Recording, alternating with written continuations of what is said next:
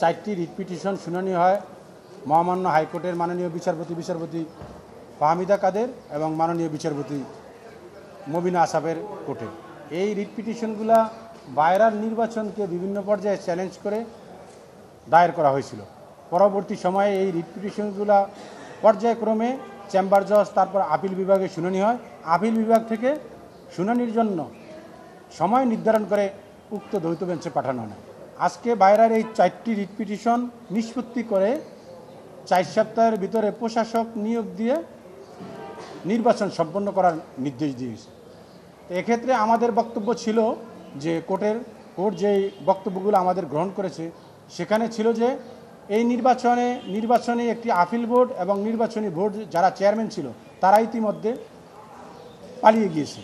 দ্বিতীয়ত ছিল 500 ভোটার বাদ হয়ে গেছে এবং ইতিমধ্যে 9 জন এই এক্সিকিউটিভ কমিটি থেকে পদত্যাগ করেছে। আমাদের এই সাবমিশনগুলা আদালত নিয়েছে এবং সর্বোপরি যেই সাবমিশনটা আমরা করেছি আমাদের learned advocate senior advocate Ahsanul Karim sir যে 2 মেয়াদে সময় বৃদ্ধি করেছে 22 দিন এবং 90 দিন। সময় বৃদ্ধি করতে হলে যে কারণ উল্লেখ করতে হয় আদালতের কাছে আমরা স্পষ্ট দেখেছি সেখানে কোনো কারণ উল্লেখ করা হয়নি। কোনো কারণ উল্লেখ না করে এই সময়টা বৃদ্ধি করেছে যা সম্পূর্ণ অবৈধ।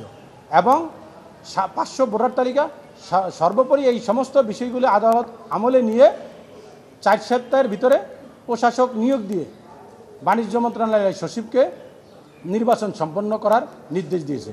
আমি মনে করি যে এই আদালতের আদেশ প্রাপ্তির পরে বাণিজ্য মন্ত্রণালয়ের সচিব সহ অন্যান্য যে কর্মকর্তারা রয়েছেন তারা দ্রুত সময়ের ভিতরে নির্বাচন সম্পন্ন করবে।